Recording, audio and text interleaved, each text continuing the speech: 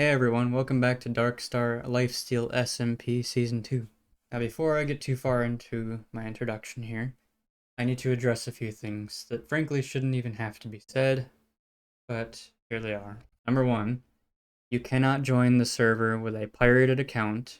Please stop asking. I'm not going to risk having the server's integrity or everyone's safety be endangered just so somebody can play without paying for the game. It's not happening. The server runs in online mode. It's not even my fault. If I were to shut this off, any number of bots could flood in and destroy the world, and then nobody would be able to play. But no, I'm not doing that.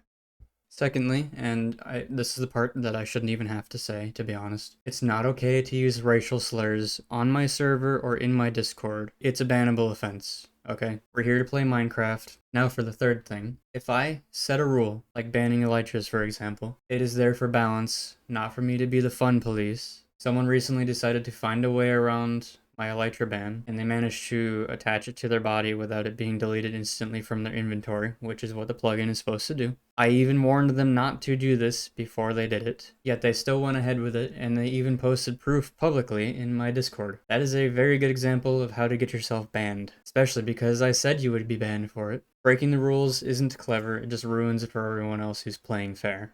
Now, let's talk about what's new this season, because I haven't had a chance to do that yet. We now have a combat logger, so if you try to log out mid-fight, you're just going to die. You won't escape. You're gonna drop your items, and that'll be that. You'll lose a heart. Sorry. Elytras are banned, and we have an enchantment limiter, so that way you can't go past protection 2. Because in last season, I noticed that the enchantments were far too powerful for PvPing. Basically, if you had protection 4 on, you were indestructible, unless somebody had a mace, and well, we know how the mace thing went down. Since there's no elytras, the mace is a little bit less overpowered, but it is still quite powerful, especially with the wind charges. There's an ender pearl disabler, which works differently than the way the elytra ban works, because the elytra ban is supposed to immediately remove the item from your inventory when it detects it, but the ender pearl disabler just makes it so that you can have ender pearls, so you can still use them for crafting and whatnot, but you cannot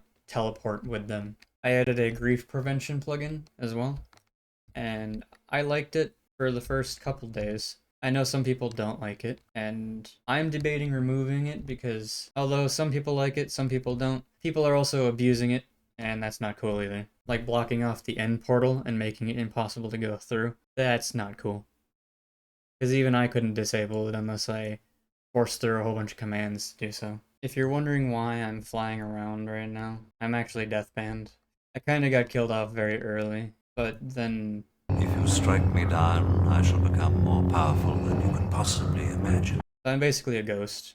Actually, speaking of, I don't think we had a single revive in Season 1, and in this season we've already had 1.5 revives.